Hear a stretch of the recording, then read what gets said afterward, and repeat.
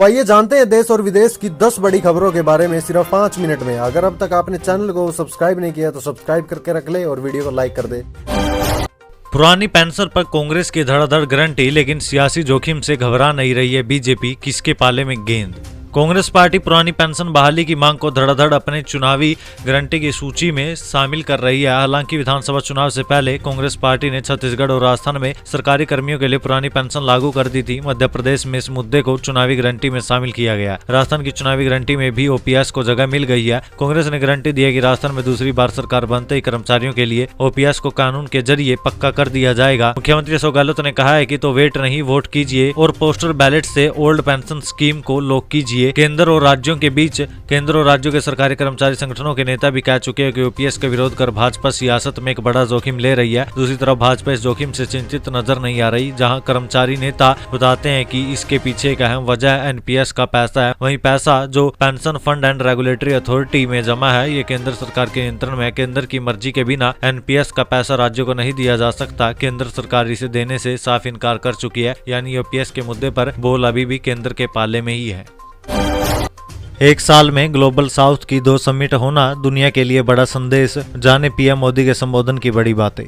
प्रधानमंत्री नरेंद्र मोदी ने voice of global south summit के दूसरे स्तर को वीडियो कॉन्फ्रेंसिंग के जरिए संबोधित किया। उन्होंने कहा कि दूसरी voice of global south summit के अंतिम स्तर में आपका सबका हार्दिक स्वागत है। मुझे खुशी है कि आज पूरे दिन चले इस समिट में लैटिन अमेरिका और कैरेबियन देशों से लेकर अफ्रीका, एशिया और पैसिफिक आइलैंड से करीब 130 देशों ने भाग लिया। एक साल भीतर ग्लोबल साउथ की 2 समिट होना और उसमें बड़ी संख्या में आप सभी का जुड़ना दुनिया के लिए एक बहुत बड़ा मैसेज है। उन्होंने कहा कि एक साल के भीतर ग्लोबल साउथ समिट के 2 समिट होना और उसमें आप सभी का जुड़ना अपने आप में दुनिया के लिए एक बहुत बड़ा संदेश है। ये संदेश है कि ग्लोबल साउथ अपनी स्वायत्तता चाहता है। ये संदेश है कि ग्लोबल साउथ वैश्विक मामलों में बड़ी जिम्मेदारी के लेने के लिए तैयार है। आज इस समिट में हमें एक बार फिर अपनी साझा अपेक्षाओं और आकांक्षाओं पर चर्चा करने का अवसर मिला है। भारत को गर्व है कि हमें G20 जैसे महत्वपूर्ण मंच पर ग्लोबल साउथ की आवाज एजेंडे पर रखने का अवसर मिला।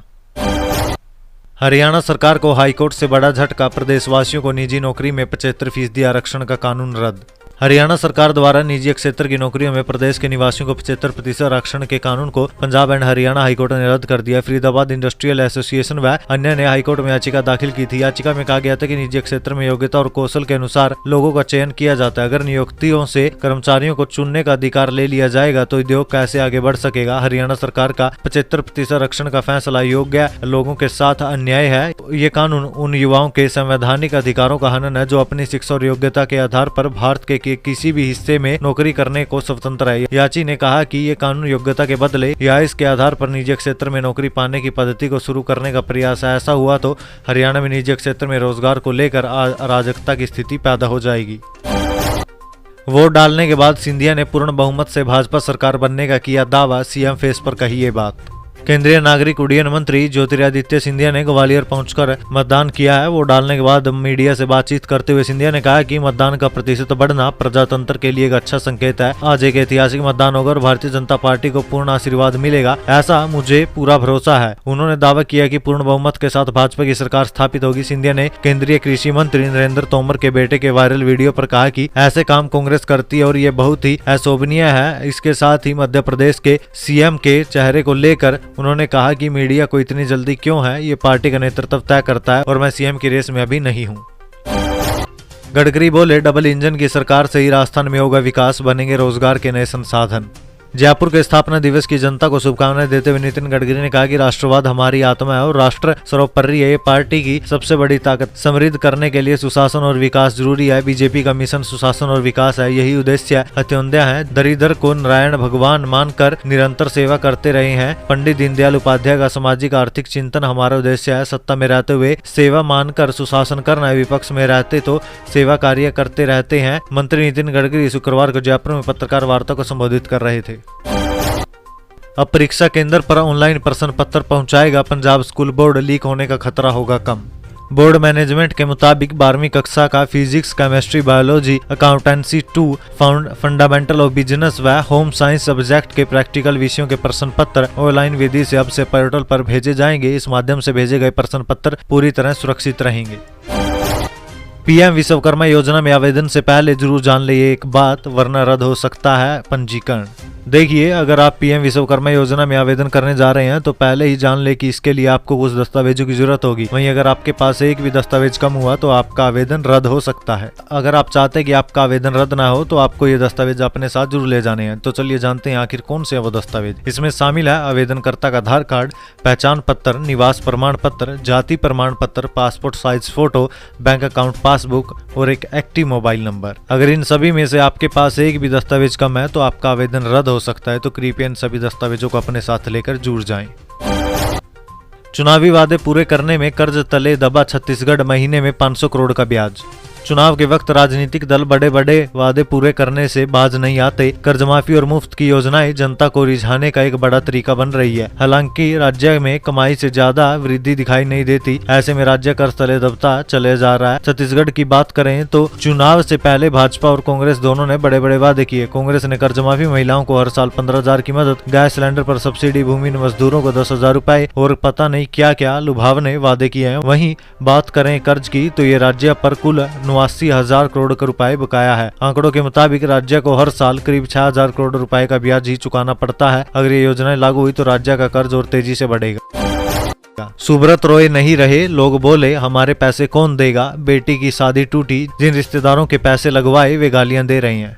मैं हेल्थ डिपार्टमेंट में नौकरी करती थी। 2012 में रिटायर हुई। रिटायरमेंट के बाद पैसा मिला, उसमें से 12 लाख रुपए की सहारा इंडिया ग्रुप में एफडी करा दी। एक जानने वाले सहारा में काम करते थे, उन्होंने कहा था कि अच्छा फायदा होगा। फायदा तो नहीं हुआ, अब माथा पीट रही हैं। एफडी मैच्योर होते होते ये रकम 52 लाख हो गई, हाथ में 1 रुपया नहीं है। यूपी के बहराइच जिले में रहने वाली लक्ष्मी पांडे उन 4 करोड़ लोगों में से एक है जिन्होंने सहारा ग्रुप में इन्वेस्ट किया था। इनका पैसा अब तक वहाँ फंसा है। सहारा ग्रुप के चेयरमैन और मशहूर बिजनेसमैन सुब्रत रॉय सहारा का मुंबई में मंगलवार को निधन हो गया था। इसके बाद से ग्रुप में इन्वेस्टमेंट का पैसा फंस चुका है। छोटे बड़े इन्वेस्टर की कहानियां फिर सामने आने लगी है।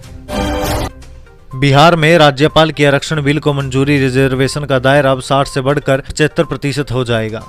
राज्यपाल राजेंद्र आलेकर ने बिहार में एक नए आरक्षण बिल को मंजूरी दे दिया है। राज्यपाल के दस्तखत के बाद बिहार में SC, ST, EBC, अत्यंत पिछड़ा वर्ग और OBC के लिए आरक्षण का दायरा बढ़ा दिया गया है। ये गजट में प्रकाशित होते ही लागू हो जाएगा। बिहार विधानसभा के शीतकालीन सत्र के चौथे दिन 9 नवंबर को आरक्षण संशोधन विधेयक 2023 पास हुआ था, जिसे दोनों सदनों ने सर्वसम्मति से पास किया। इसमें आरक्षण का दायरा बढ़ाकर 75% करने का प्रावधान है। राज्य के मुख्य विपक्षी दल भाजपा ने बिल को समर्थन भी दिया है। मोदी बोले डीप फेक डिजिटल युग के लिए खतरनाक। एक वीडियो में मुझे गरबा गीत गाते दिखाया गया, ऐसे कई वीडियो मिल जाएंगे।